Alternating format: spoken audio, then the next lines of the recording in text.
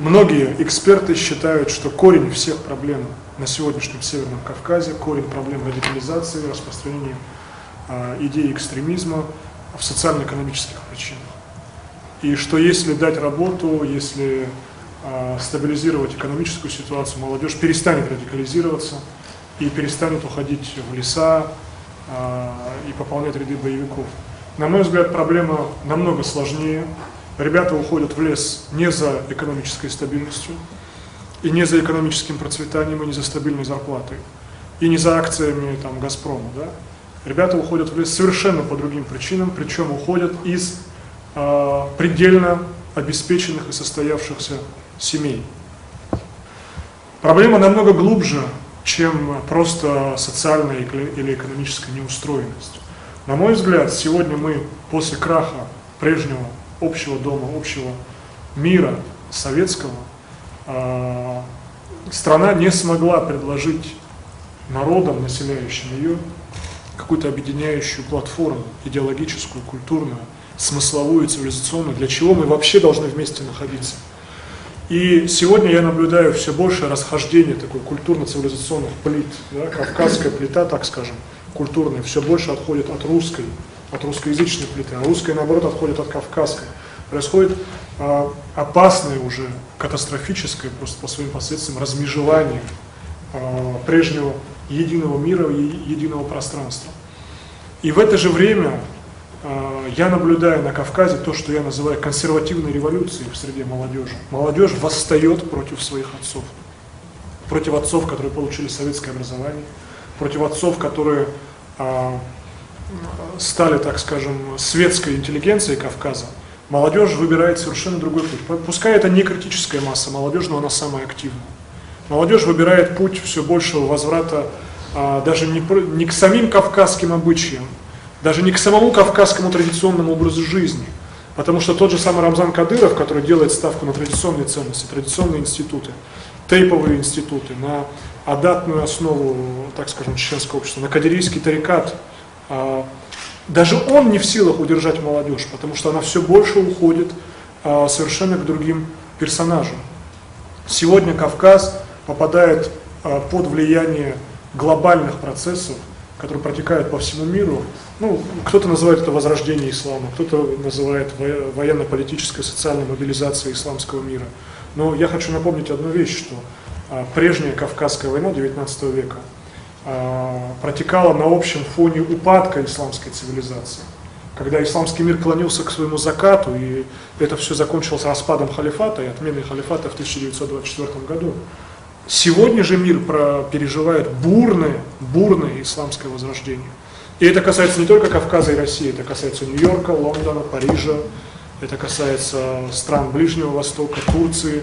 Куда бы мы ни кинули взгляд, мусульмане везде сегодня являются возмутителями спокойствия в хорошем и в плохом смысле, являются ньюсмейкерами, задают позитивные, деструктивные, но все-таки задают какие-то тенденции, на которые у сегодняшнего мира нет ответа. Нет ответа на эти тенденции, которые задают мусульмане и у современной России.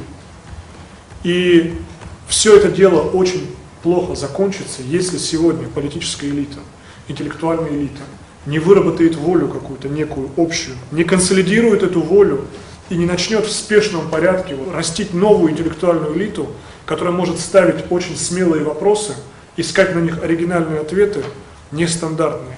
Может быть, даже как-то пойти на какое-то переформатирование вот этого интеллектуального, смыслового, политического пространства российского, для того, чтобы вот этот импульс возрождающегося ислама направить не на разрушение страны, а на ее все большее укрепление и придание импульса для дальнейшего развития.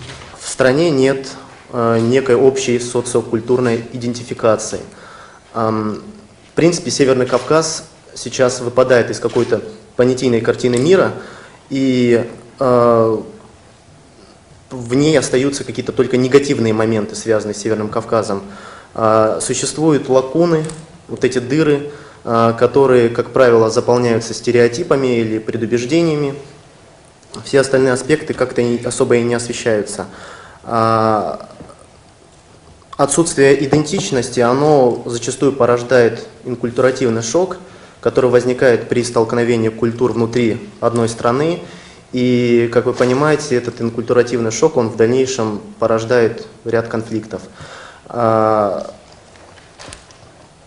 Также на фоне всех этих событий зачастую возникает неправильная трактовка культурного кода. Необходимо создать какую-то общую идентичность. После развала Советского Союза общая идея, которая была граждане Советского Союза, она исчезла, и что-то должно прийти на это место, что-то объединяющее, скрепляющее, что-то, что побуждало бы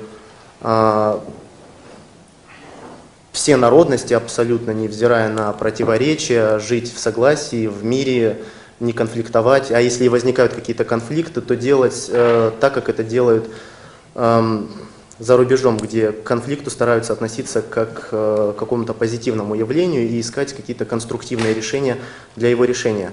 То есть не делать, как это делается зачастую именно вот в наше время, не пытаться описать проблему как таковую. Вот есть проблема, мы ее описали, или дать вразумительное какое-то объяснение, а именно разобраться в корне проблемы, что лежит в первопричине, и уже как-то отталкиваясь от этого действовать. Работа данного клуба, она как никогда важна, потому что клуб своей целью ставит не только, рассматривает вопросы экономической или политической целостности нашей страны, но и культурной целостности, что немаловажно, потому что, вот как вы сами понимаете сейчас, идея «я гражданин России», она недостаточно мотивирует людей, и это не останавливает в те моменты, когда возникают какие-то конфликты. Культурная идентичность, она у нас срабатывает только тогда, когда мы смотрим Олимпиаду. Когда выступили, выиграли золото, сказали: молодец, борец выиграл, или там пловец выиграл. И никто уже не вдается в подробности, что этот человек является представителем той конфессии или данной национальности. То есть срабатывают именно в такие моменты. Поэтому я считаю важным вот сказать, что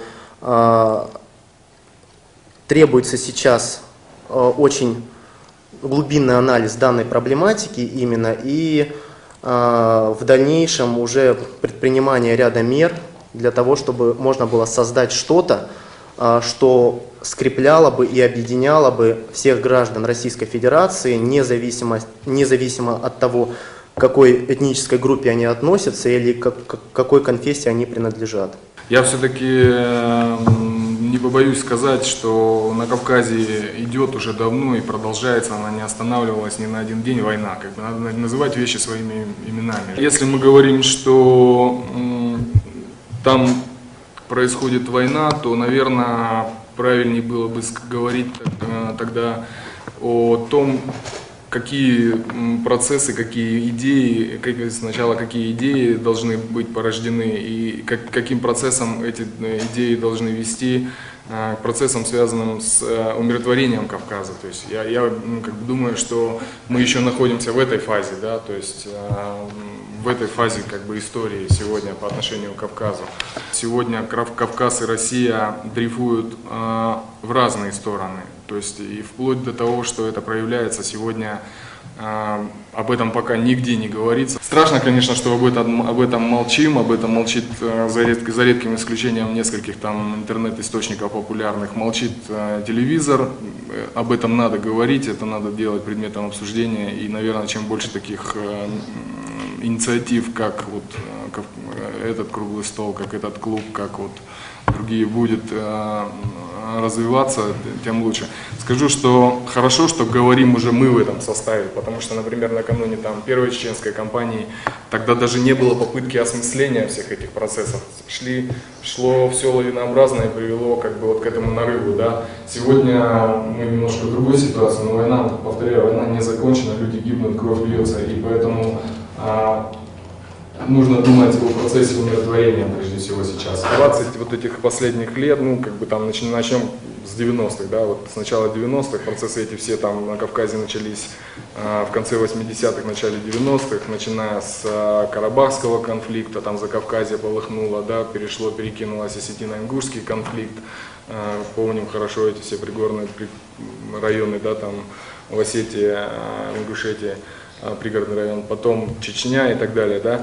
За это время выросло, надо отдавать отчет, что выросло уже целое поколение людей, которые прожили в состоянии войны и культурально отдалились от культуры, от общероссийской, да, русской культуры, которая, в принципе, как бы объединяла нас всех на Кавказе, да. То есть выросло целое поколение, которое на Кавказе не знают уже ничего о русских, да, вот о том, как мы живем, какие там у нас традиции, ценности, там, мифы там, и так далее, да. То же самое могу сказать и о русских, живущих на Кавказе. То есть этот дрейф тоже продолжается. И вот здесь очень важной такой практической, опять же, задачей и сообщества интеллектуального, и тех людей, которые находятся в плоскости реальных каких-то, да, практических действий, это именно сопряжение, вот этого культурального сопряжения. Процесс сопряжения должен быть наполнен практическими вещами. То есть я не знаю, что это должно быть. Ну, в качестве примера могу привести. Это те какие-то вот сейчас лагеря на Машуке в Пятигорске проводились, да, который прошел, да, тоже по формату резервации, как вот люди там рассказывают. Привезли ребят с Кавказа, заселили их там на Машуке, отнесли это все тройным кольцом милиции, ОМОНа, да, как бы ребята там у себя внутри в этом лагере поварились. И вот сопряжение-то не произошло, да, то есть сама попытка была хорошая провести лагерь, где это все там люди между собой там пообщаются, молодежь, но в итоге произошло то, что произошло. То есть я за практику, я за то, чтобы как бы вот эта мысль, которая здесь в том или ином виде каком-то будет генериться, рождаться, она приобретала какие-то практические формы. В советские времена, вот, как мы говорили, да, была определенная идентификация, которая с развалом Советского Союза пропала. То есть человека реально не с чем себя идентифицировать, никакой социокультурной идентификации государство не предложило. И поэтому на смену такой советско-союзной идентификации пришла национальная. То есть я себя понимаю как там, дагестанца, как русского, как казаха, как кого угодно. И как нам всем известно, что идентификация на почве национальности имеет под собой очень много проблем. Это национальные конфликты, это соотношение мы другие, это ощущение другого как врага и так далее. И политика государства, к сожалению, такова, что она национальные вопросы не решает никак. Или это замалчивание ситуации, или это подкормка деньгами каких-то отдельных особо активных субъектов. А вот на такой какой-то интеграции, взаимопонимания ничего, к сожалению, нет. И тот же пример Великой Отечественной войны, когда всем миром, всем народом, большим и многонациональным сражались против какого-то врага, он говорит о том, что нужно какое-то одно общее дело, которое всех помещает в одно пространство и заставляет быть как бы одним народом, одной группой и так далее. Сейчас этого нет.